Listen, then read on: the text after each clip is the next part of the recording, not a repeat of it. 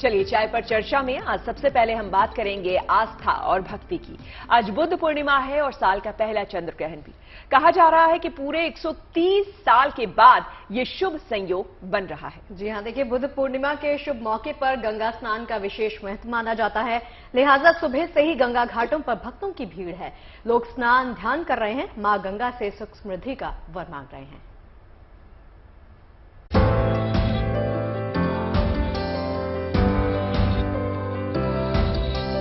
मन में श्रद्धा विश्वास लिए ये लोग मां गंगा से शुभता का वर मांग रहे हैं। बुद्ध पूर्णिमा के शुभ अवसर पर देश भर के गंगा घाटों पर भक्तों का तांता लगा हुआ है। प्रयागराज हो, वाराणसी या फिर हरिद्वार, सभी जगह आस्था और भक्ति का अद्भुत समागम देखने को मिल रहा है। बुद्ध पूर्णिमा का स्नान करके बहुत अच्छा लगा। हम पूरे परिवार के साथ आए हैं। इससे घर में सुख समृद्धि बनी रहती है। बहुत आनंद आया। बहुत अच्छा लगा और यही मांगा है कि सबकी मनोकामनाएं पूरी हो जाए और घर में सुख शांति है। इस बार वैशाख पूर्णिमा या बुद्ध पूर्णिमा बेहद खास मानी जा रही है, क्योंकि आज चंद्र ग्रहण भी लग रहा है और ये संयोग 130 साल बाद बना है। तो इसका बड़ा लाभ है। लोग यहाँ प्रयाग में नहाते हैं, पूजा पाठ करते हैं, भगवान की गंगा जी आरती पूजा कर, जो भी आप अच्छा काम करें सब आपको फल मिलेगा और खासकर पितरों को और फल मिलेगा जो आप काम करेंगे। महात्मा बुद्ध को भगवान विष्णु का 9वां अवतार माना जाता है। उनकी जयंती के शुभ अवसर पर यानी वैशाख पूर्णिमा पर भगवान विष्णु और बुद्ध के साथ चंद्रदेव की पूजा का भी विधान है। चंद्रमा से ही साधना होती है, चंद्रमा से ही मन कंट्रोल में होता है और चंद्रमा से ही मुक्ति प्राप्त होती है। इसलिए ज्यादातर महापुरुषों का जन्म पूर्णिमा तिथि पर होता है। भगवान बुद्ध का जन्म भी पूर्णिमा पर हुआ। इस बात की सूचना है कि चंद्रमा आध्यात्मिक जगत के लिए और आध्यात्म में आगे बढ़ने के लिए कितना महत्वपूर्ण है। मान्यताओं के अनुसार बुद्ध पूर्णिमा के दिन भगवान विष्णु की पूजा अर्चना करने के बाद दान पुण्य करने का विशेष महत्व होता है। कहा जाता है कि ऐसा करने से जीवन के सभी कष्ट और दुख दूर हो जाते हैं,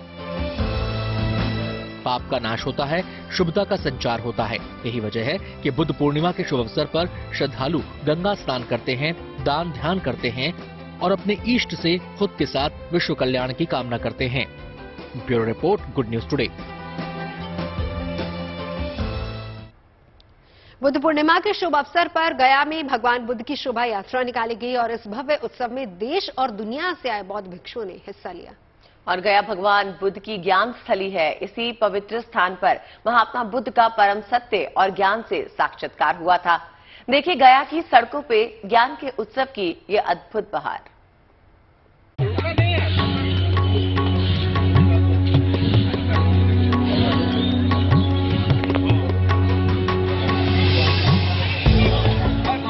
गया की सड़कों पर भक्ति, शक्ति और ज्ञान की अलख जगाती ये शोभा यात्रा भगवान बुद्ध के उस संदेश को दोहरा रही है जिसके जरिए भगवान बुद्ध ने विश्व कल्याण का मार्ग प्रशस्त किया था। ये वो पावन स्थान है जहां भगवान बुद्ध ने ज्ञान की प्राप्ति की थी। लिहाजा बुद्ध जयंती पर यहाँ श्रद्धालुओं का उत्साह देखते ही बन रहा है। यहाँ भगवान बुद्ध की 2567वीं जयंती मनाई जा रही है।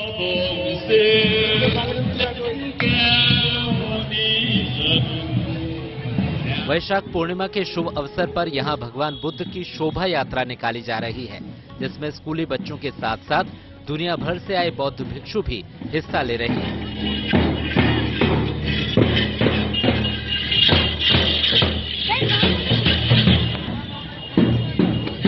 तो आज का ये पावन जो दिन है वो जो है ज्ञान का महोत्सव है ना, बुद्धि का महोत्सव है। इस बुद्धि के महोत्सव और ज्ञान के महोत्सव को हम लोग बड़े उत्साह के साथ में मनाने के लिए यहाँ पर इकट्ठा हुए हैं। शोभा यात्रा के दौरान पूरे रास्ते बुद्धम शरणम गच्छामि की गूंज सुनाई देती रही।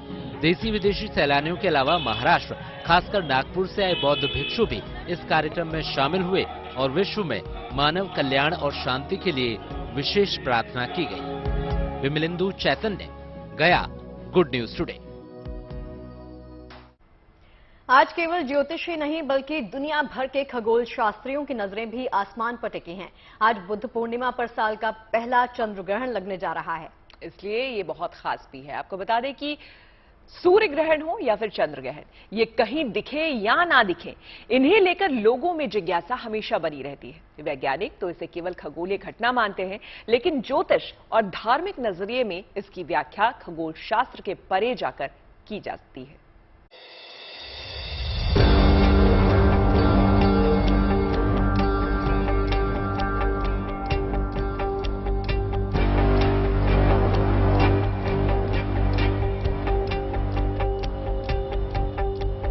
रात 8:44 पर आसमान में एक खगोलीय घटना घटेगी। पृथ्वी की छाया चंद्रमा पर पड़ने से चंद्र ग्रहण लगेगा। 130 साल बाद बुद्ध पूर्णिमा पर लगने वाले इस खास चंद्र ग्रहण के ज्योतिषीय मायने बेहद खास हैं। देखिए, चंद्र ग्रहण जब भी लगेगा उसकी पहली शर्त यही है कि वो पूर्णिमा पर लगेगा। ऐसा माना जा रहा है कि बुद्ध पूर्णिमा पर लगभग 135, कुछ लोग कह रहे हैं, कुछ लोग 139 कह रहे हैं कि इतने वर्षों के बाद बुद्ध पूर्णिमा पर चंद्र ग्रहण का संयोग बना हुआ है। हमेशा इस बात को याद रखिए कि ग्रहण काल में अगर आप पूजा उपासना करते हैं या ध्यान करते हैं तो उसके परिणाम बहुत शुभ होते हैं। आप चंद्र ग्रहण की घटना को तो बखूबी समझते होंगे, लेकिन ये चंद्र ग्रहण उपछाया कहा जा रहा है। ऐसा क्यों होता है? क्या है ये उपछाया चंद्र ग्रहण? इसे समझना भी जरूरी है। उपछाया ग्रहण में पृथ्वी बीच में नहीं आती, लेकिन लगभग बीच की स्थिति की वजह से पृथ्वी की छाया चंद्रमा पर पड़ती है।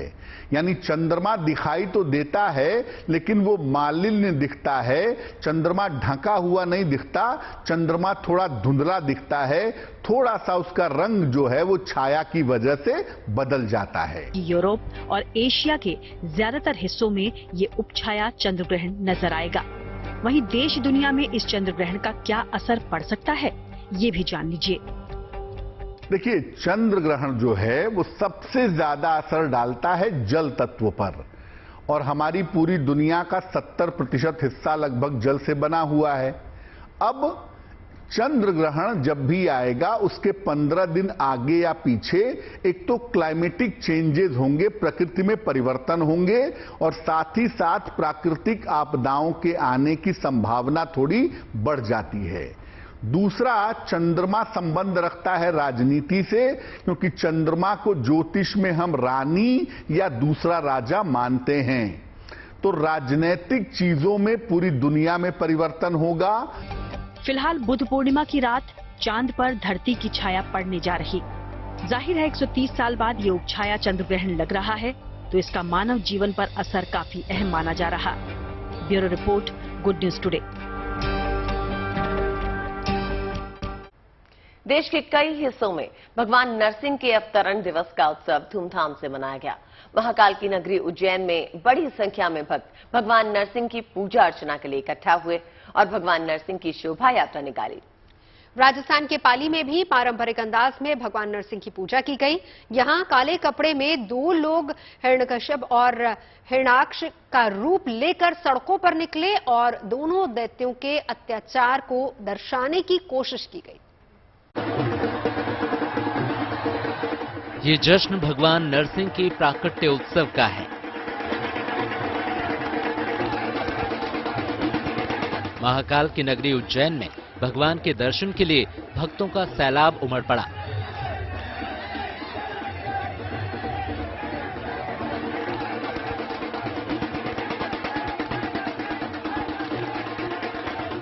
उज्जैन में बरसों से नरसिंह अवतार के इस पर्व को बड़े उत्साह के साथ मनाया जाता है।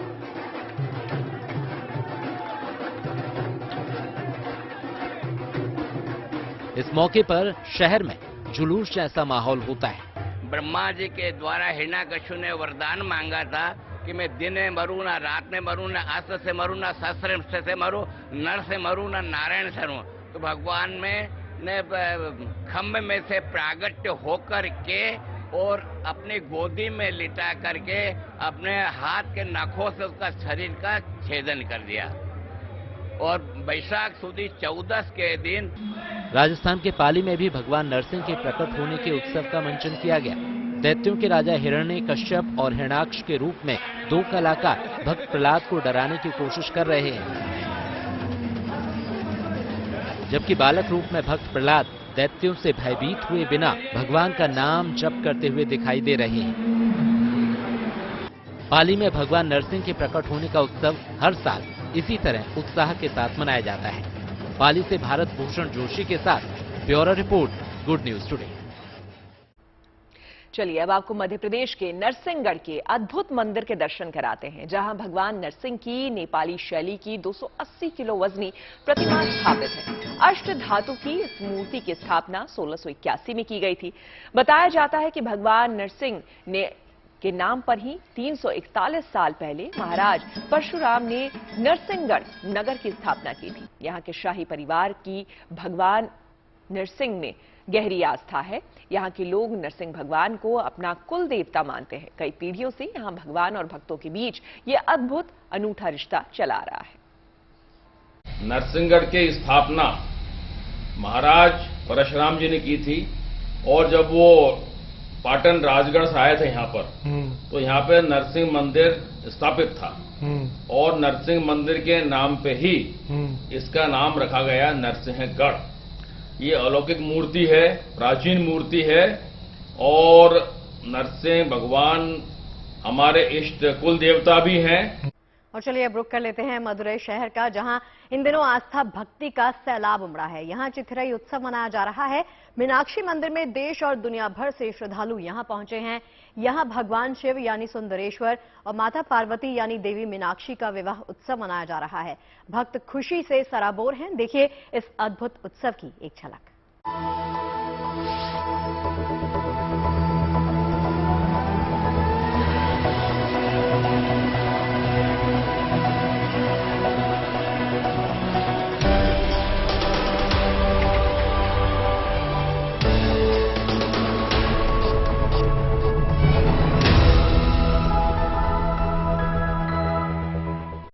अब आस्था और उमंग से भरी भुवनेश्वर की तस्वीर दिखाते हैं। यहां 22 दिन तक चलने वाले चंदन यात्रा को लेकर भक्तों में उत्साह का माहौल है। लाइट एंड साउंड शो का यहां अद्भुत समागम दिखा। इस दौरान लिंगराज मंदिर परिसर में हर हर महादेव के जयकारे से पूरा माहौल गूंज उठा। बिंदुसागर झील में आयोजित इस कार्यक्रम को देखने के लिए बड़ी तादाद में श्रद्धालु यहां पहुंचे थे।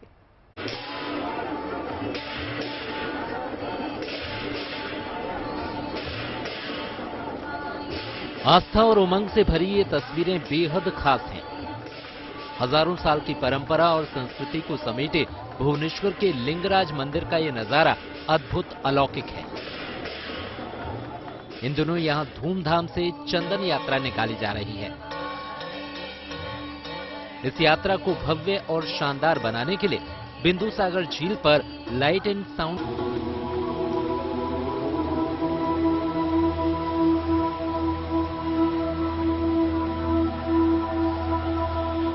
प्रकाश की अद्भुत तरंगों के बीच भगवान शिव के अनेकों रूपों को दर्शाया गया।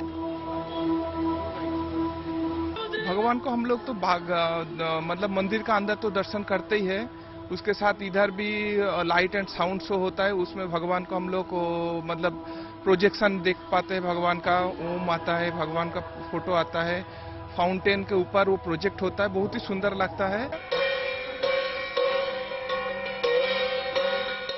भगवान शिव से जुड़े इस उत्सव की शुरुआत अक्षय तृतीया से हुई है। मान्यता है कि भगवान लिंगराज ने मां पार्वती को यहां नौका विहार का वचन दिया था, जिसके बाद से ही बिंदुसागर झील में 22 दिनों तक भव्य चंदन यात्रा निकालने की परंपरा चली आ रही है। और हर साल भगवान लिंगराज और मां पार्वती को हंस के आकार की नाव पर विराजमान कर नौका विहार कराया जाता है। Bureau report, good news today. बात कर लेते हैं चारधाम यात्रा की। चारधाम यात्रा के साथ कुदरत की आंख मिचौली का खेल लगातार चल रहा है। पुण्य कमाने निकले श्रद्धालुओं को बीच बीच में आपदाओं का सामना भी करना पड़ रहा है, लेकिन अच्छी खबर यह है कि कुदरती आपदाओं का समाधान कर लोग बाबा केदार और बद्रीनाथ के दरबार में पहुंच रहे हैं और दर्शन करने के बाद ही घर वापसी कर रहे हैं। आज सुबह केदारनाथ और बद्रीनाथ दोनों जगहों पर अच्छी खबर आई है। बद्रीनाथ राष्ट्रीय राजमार्ग पर हुए भूस्खलन के बाद सड़क पर पड़े मलबे को हटाकर यात्रा दोबारा शुरू हो गई है। केदारनाथ की बात करें तो पैदल रास्ते पर टूटकर गिरे ग्लेशियर को साफ कर रास्ता बिल्कुल क्लियर कर दिया गया है।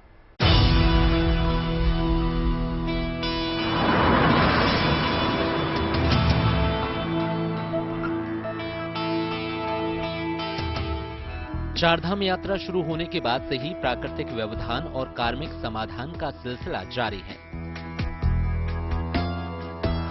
कुदरती आपदा की वजह से बुधवार को केदारनाथ और बद्रीनाथ की यात्रा रोकनी पड़ी थी।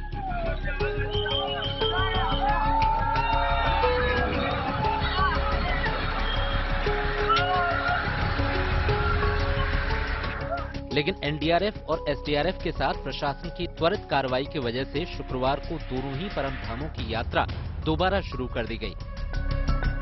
दरअसल बुधवार देर शाम बद्रीनाथ राष्ट्रीय राजमार्ग पर जोशीमठ पीपलकोटी के बीच हेलंग में जबरदस्त लैंडस्लाइड हो गया, जिसकी वजह से बद्रीनाथ की यात्रा अचानक रोकनी पड़ गई। हेलंग में हुए भूस्खलन की वजह से बद्रीनाथ जा रहे हजारों तीर्थयात्री रास्ते में फंस गए। यात्रा रुक जाने की वजह से बद्रीनाथ राष्ट्रीय राजमार्ग पर गाड़ियों का लंबा तांता लग गया। लोगों की परेशानी को शिद्दत से महसूस करते हुए प्रशासन ने श्रद्धालुओं के लिए चाय पानी वगैरह की व्यवस्था की, जिसकी वजह से लोगों की रात कटी। इस बीच एनडीआरएफ और एसडीआरएफ के जवान पूरी रात रास्ते से मलबा हटाने में जुटे रहे। करीब 13-14 घंटे की मशक्कत के बाद रास्ता क्लियर हो गया और श्रद्धालुओं ने राहत की सांस ली। बद्रीनाथ के साथ केदारनाथ से भी शुक्रवार सुबह अच्छी खबर आई। केदारनाथ के पैदल मार्ग पर भैरव गदेरा में गुरुवार को एक बार फिर ग्लेशियर टूट कर गिरने से श्रद्धालुओं को आगे जाने से रोक देना पड़ा। गुरुवार दोपहर 2 बजे भैरव गदेरा के पैदल रास्ते पर अचानक ग्लेशियर टूटकर गिर पड़ा। गनीमत ये रही कि हादसे के वक्त रास्ता खाली था, यात्री या घोड़ा खच्चर वहां नहीं थे, वरना बड़ी दुर्घटना हो सकती थी। ग्लेशियर टूटकर गिरने का मंजर देखकर कई लोग चीखने चिल्लाने लगे। बहरहाल हादसे के बाद से ही एनडीआरएफ की टीम बर्फ हटाने के काम में युद्ध स्तर पर जुट गई और शुक्रवार को पैदल श्रद्धालुओं के लिए रास्ता खोल दिया गया। इससे पहले भैरव गदेरा में ही बुधवार को भी ऐसे ही ग्लेशियर टूटकर गिरा था, जिसकी वजह से यात्रा रोकनी पड़ी थी। तब भी प्रशासन ने एनडीआरएफ के साथ मिलकर पैदल मार्ग से बर्फ हटाकर गुरुवार सुबह यात्रा दोबारा शुरू करवाई थी। साफ है कि कुदरत चारधाम यात्रा पर निकले श्रद्धालुओं के धैर्य और साहस की परीक्षा ले रही है, लेकिन पुण्य कमाने के लिए घर से निकल पड़े श्रद्धालु कुदरत की चुनौतियों का मुकाबला करते हुए आगे बढ़ रहे हैं और दर्शन के बाद ही वापस लौट रहे हैं। चमोली से कमल नयन सिलोड़ी के साथ bureau report, good news today.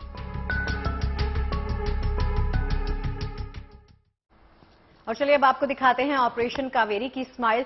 गृह युद्ध से बेहाल सूडान से भारतीयों की सुरक्षित वापसी लगातार जारी है।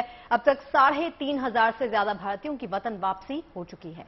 हिंदुस्तानियों को लेकर लेटेस्ट फ्लाइट दिल्ली और अहमदाबाद पहुंची, जहां लोगों ने अपनी खुशियां बयां की। सरकार ऑपरेशन कावेरी के तहत सूडान में फंसे भारतीयों का लगातार रेस्क्यू कर रही है।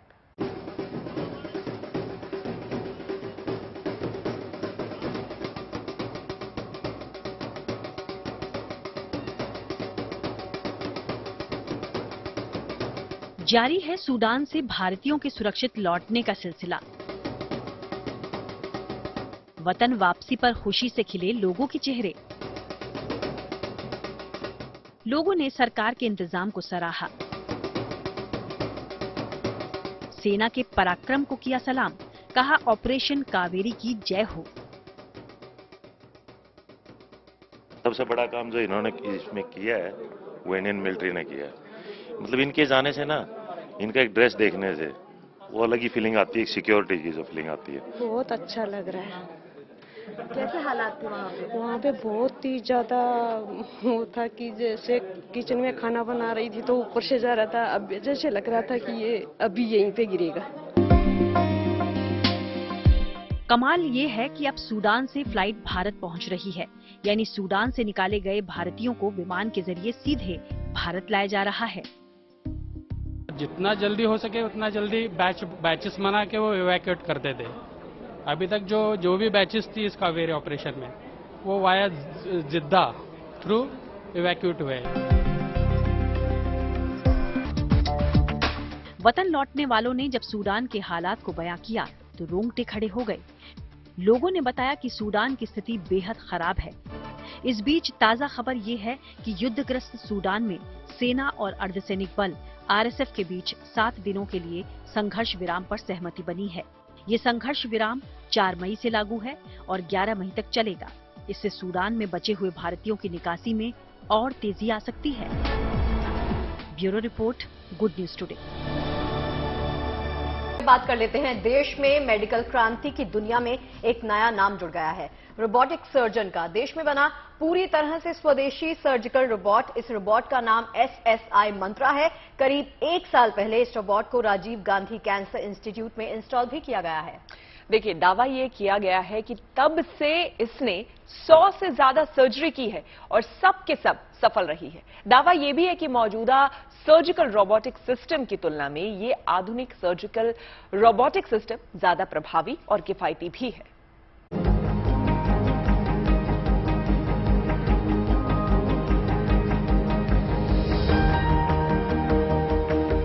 दिखने में ये मशीन भले ही जटिल लग रही हो,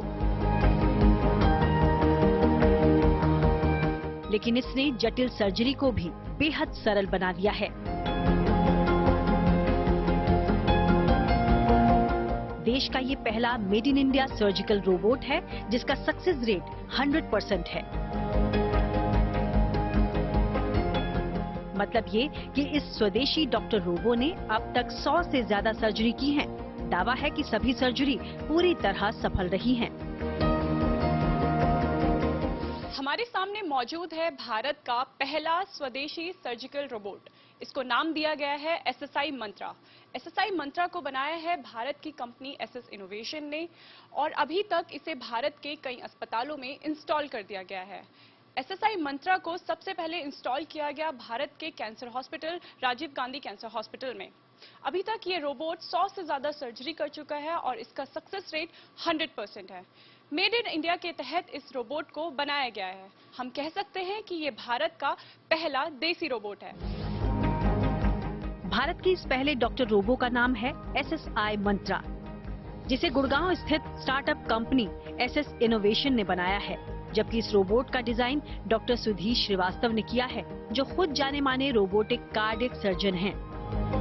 ये सारी जो स्पेशलिटीज हैं हेड एंड नेक से, चेस्ट में, हार्ट में, एब्डोमेन में, तो छोटे छोटे चीज़ों से ये सारे कॉम्प्लेक्स ऑपरेशन किए जा सकते हैं। इसका सबसे बड़ा फायदा होता है कि जो ट्रॉमा होता है, बड़े इंसिजन, एक तो इंसिजन्स नहीं होते हैं, दूसरे पेशेंट्स जो होते हैं इतना दर्द नहीं होता है और हॉस्पिटल में कॉम्प्लिकेशंस कम होती हैं और ब्लड यूज़ बहुत कम हो जाता है और ये पेशेंट अस्पताल से भी जल्दी निकाले जा सकते हैं और जब घर जाते हैं तो बहुत तेजी से रिकवर होते हैं। भारत के देसी सर्जिकल रोबोट को करीब 1 साल पहले राजीव गांधी कैंसर हॉस्पिटल में इंस्टॉल किया गया। तब से इस डॉक्टर मंत्रा ने 100 से ज्यादा सफल सर्जरी की है। नॉर्मल सर्जरी की तुलना में इसमें गलती की संभावना न के बराबर रहती है। डेमो के जरिए आपको समझाते हैं कि किस तरह दूर बैठे रोबोट मंत्रा के जरिए मरीज की सर्जरी की जाती है। इसको बोलते हैं हम लोग सर्जन कमांड सेंटर। तो वहाँ पे एक बड़ा 3D मॉनिटर है, तो इसमें 3D कैमरा लगाया जाता है, तो वो 3D व्यू वहाँ जाता है। सबसे बढ़िया जो है 3D का कि इसमें वो डेप्थ होती है, तो इससे हम लोग बहुत प्रिसाइजली वहाँ पहुँच सकते हैं।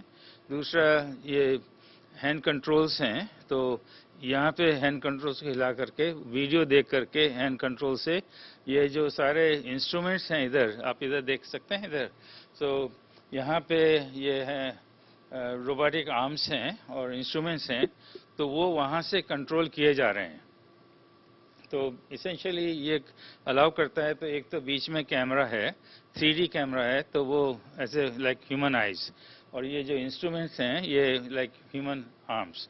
तो वहाँ बैठे बैठे हम लोग ये चीज़ें दूर से कर सकते हैं। भारत में रोबोटिक सर्जरी पहले से की जाती रही है, लेकिन इसके लिए सर्जिकल रोबोट विदेशों से खरीदने पड़ते थे, जो काफी महंगे मिलते थे। लेकिन दावा है कि इस स्वदेशी सर्जिकल रोबोट की मदद से अब भारत के सभी अस्पताल आसान और किफायती रोबोटिक सर्जरी कर पाएंगे। दिल्ली से अनामिका गौड़ के साथ bureau report, good news today. और अब खबर अंतरिक्ष से। इंटरनेशनल स्पेस स्टेशन में मौजूद 2 रूसी अंतरिक्ष यात्रियों ने स्पेस वॉक किया। 3 मई को किए गए स्पेस वॉक के दौरान दोनों रूसी एस्ट्रोनॉट्स ने 7 घंटे से ज्यादा का वक्त स्पेस स्टेशन के बाहर बिताया। और इस स्पेस वॉक का मकसद एक रेडिएटर और एक एक्सपेरिमेंट मॉड्यूल को स्थानांतरित करना था। ये पूरा टास्क 4 स्पेस वॉक में किया जाना था। 3 पूरे हो चुके हैं। अब बाकी बचे काम के लिए दोनों अंतरिक्ष यात्री 1 हफ्ते के बाद 12 मई को एक बार फिर से स्पेस वॉक पर निकलेंगे।